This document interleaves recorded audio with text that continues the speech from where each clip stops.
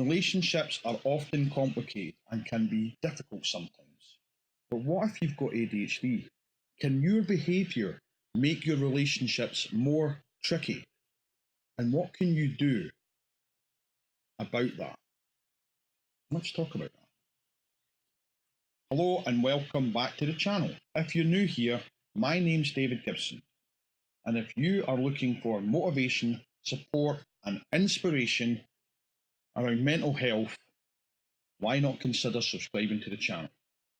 Click the bell notification to be notified of all future content. And now, on with the video. Okay, so I know some of you are probably saying that there's already hundreds of videos, thousands even, and information online covering the topic of ADHD and relationships. There is, I'll give you that one. And there's some good information out there. But there's also a hell of a lot more that's clearly written by folk that don't even have ADHD. So therefore, in my opinion, how are they qualified and how can they possibly know what it's like being in a relationship when you have ADHD and the difficulties involved with that? I mean, really? So that's why I'm giving it from my perspective, because as many of you will know, and as you may know watching this, I myself have ADHD and I've suffered with it all my life. And I've had my fair share of problems as a result of ADHD.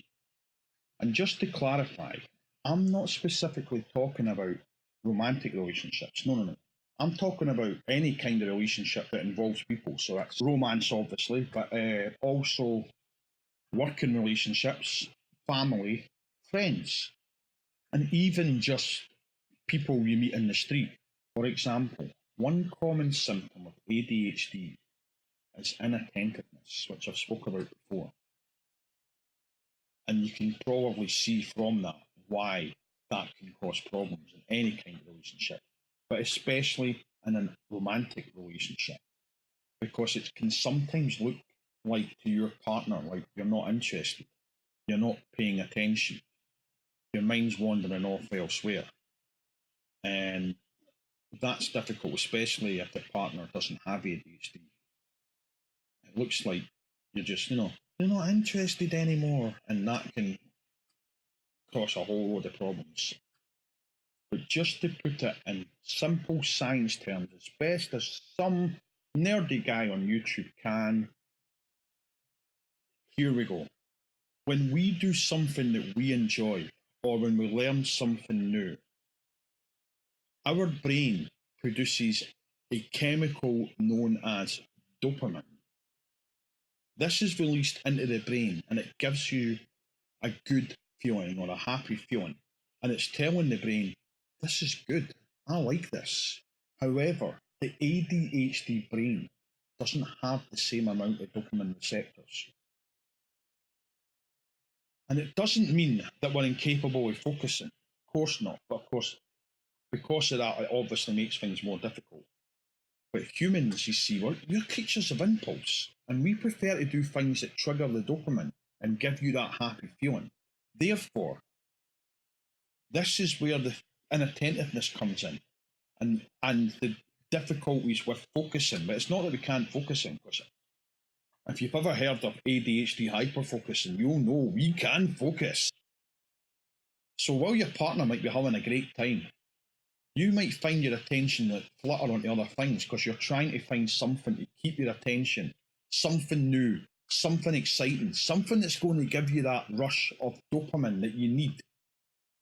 Now, to a partner, that looks like you're just not paying attention because your mind's flittering off to other things. So she might be having a conversation and telling you a day, and you're just...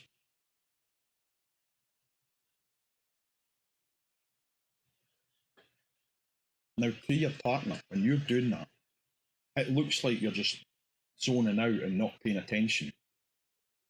And your partner starts thinking, especially if your partner doesn't have ADHD, they start thinking, he's not even paying attention, he's not even listening to it. And of course, arguments start from that. You're not paying attention to me, oh, you're not even listening.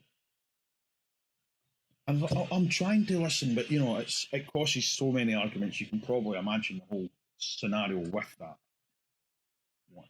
Now, during a new relationship, as I said, those things kind of come into play that I've mentioned before because you've got something new, you've got something exciting. So while this feels great in the short term, because as I said, new, exciting, challenging, etc., in the long term, it's where things start to get difficult because you kind of don't get the same buzz. It doesn't have the same appeal as what it did at first, and it makes it harder to focus your attention. It makes it harder to focus attention towards a relationship. And in the case of romance, it can appear as if you're not committed, that you're not shown as much attention. And that doesn't mean that we've lost interest. It doesn't. And it doesn't mean that there's no love there. So if you're watching this and you don't have ADHD, but your partner does, and he seems a bit inattentive at times, don't automatically assume the worst. Don't automatically assume that they're not interested or they don't love you anymore. Because they probably do, but they may need reminding. So let's address the elephant in the room here. We'll get the positive and the negatives. Let's address the elephant in the room. No, not me. No, not me. Cheeky. I mean, come on. I know I'm a bit chunky around the waist. I am, and I've got a big butt, and I cannot lie. But come on, really, really. That's going to hurt my sensitive feelings. No, but to be serious for one moment. Sorry about that. I mean, the negative side of this. Unfortunately, it can be a buzz when you find a new relationship, as I said previously. And unfortunately, for some people, not me, but that can happen, you get hooked and you need that rush of dopamine. And as such, you can flutter from relationship to relationship, even having multiple relationships at one time. Just to be clear, I don't do that. I've never done that. I've never wanted to do that. But as I said, we need to address the elephant. It can happen for the reasons I've stated. You're getting that buzz from the new relationship, and that can be addictive for some people. And I can understand why. Not me personally, but I do know that it is a possibility. So let's address that. Yes. We need to talk about it. We need to address it here. So there you go. But of course, there's the other side of it as well. They might still remain loyal, but they might get a wee bit clingy, or they might want to speed things up so that they can get that rush of something new. And it's something that obviously creates tension. The same applies to friends and work, especially when you're trying to rush a job so you can get to the next one because you want that buzz of something new. You want that dopamine. I don't do it much, but I have been known to do it on occasion. I won't deny that. But personally, I prefer to take my time and make sure it's done properly, although it can sometimes take a bit longer. But it's just to make you aware, these are all things that can happen. They're all scenarios that can occur. Of course, there's other factors too that can affect a relationship if you've got ADHD. Your behaviour and outburst, especially if, like me, you've got high functioning hyperactivity, that can cause a real tense atmosphere because people just don't know how to deal with it. They don't. Let's be honest. Nobody teaches that kind of stuff. And it's very much a case of working it out as you go. It really is. I myself have had some really weird reactions to my behaviour. This can be especially difficult in a relationship, especially for those who don't have ADHD. So they don't really understand what's going on or how they can help you. And that can make them feel helpless as well. This can make jobs difficult. It certainly did for me. The relationship are tricky too because of this. The partner may feel embarrassed by your hyperactive behaviour or helpless, as I said. That's another thing, actually. Impulsiveness. ADHD, it tends to make the person with ADHD impulsive because of what I mentioned earlier about the dopamine and the need to try new things. As that increases because you need the dopamine from that, it can cause you to act on impulse. And of course, when you throw in the fact that the ADHD brain has millions of thoughts, random thoughts, and ideas going through your head at one moment, I think you can already see the problem. And I think you can see that's why it can be difficult, why it can cause problems. Because it's bad enough when you get a silly notion that you have to act on. Something silly. But see when it's a dangerous one, because you can get dangerous notions as well. And again, it's like you get a urge, you've just got to act on it.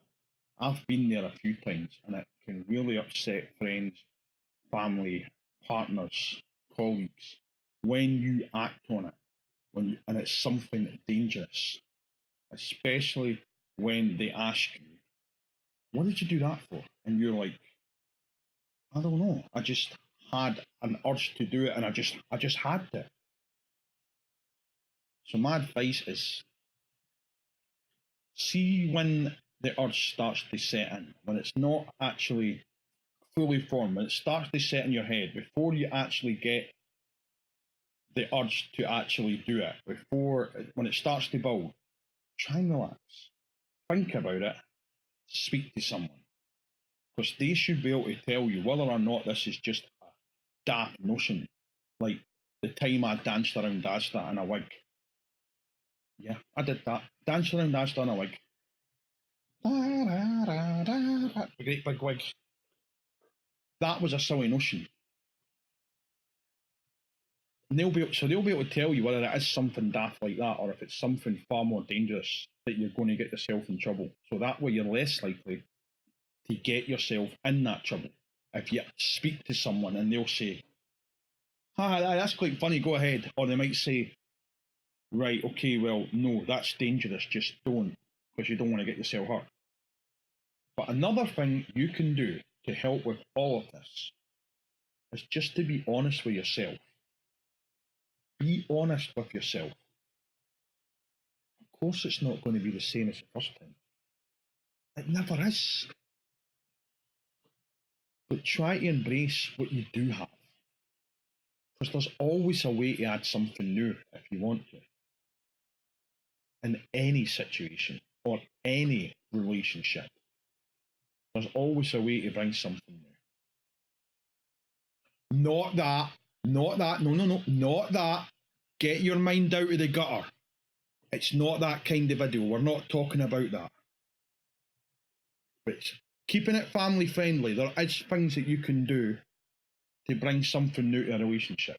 Simple things like if you're meeting a friend for lunch, maybe you can try that new coffee shop, the one that just opened across the street. Or at work, you can maybe ask your supervisor or boss about that new position that's just opened up in the mailroom. Or take your partner out to that nice restaurant that you passed recently and went, "Oh, that looks nice," but you never ever got around to visit it. Well, now's your chance. These are just some of the examples, but you can see what I mean. Opportunity is always there. And it's a great way to keep things fresh. Still show initiative and try new things. All of which will give you that dopamine feeling that you seek. And on the subject of honesty, you can be honest with yourself and with those around you, then they're more likely to understand your feelings and do what they can to help you when you're feeling down. That'll ease the tension and it'll give you that whoosh of dopamine that you need. And you're more likely to find someone who knows what you feel and who appreciates you for you and appreciates you as you are. And if you are the partner in that relationship who doesn't have ADHD, please understand that when we are not hyper focused on you and our attention seems to be focused elsewhere, it doesn't mean that we don't love you. It doesn't. It really doesn't. But it's okay for you to remind us of that. And sometimes we need reminding because I'm going to be honest with you. Sometimes we do forget. But there's nothing wrong with reminding us. Because see, by doing that, that's creating something new. That's giving us that dopamine feeling that we need. So by doing that, that's actually helping us. So don't forget to tell your friends, family, and loved ones how much you love them, even if they don't have ADHD, because that still creates that great feeling. And be kind to each other. Kindness is another way you can get that dopamine feeling, that great feeling. Again, even if you don't have ADHD, teach kindness, teach love, do these things, do them now. Watch the magic happen. And on the subject of love, I have a video over there about just how powerful love is. Or maybe you wish to know more about the dangers that social media has on your mental health.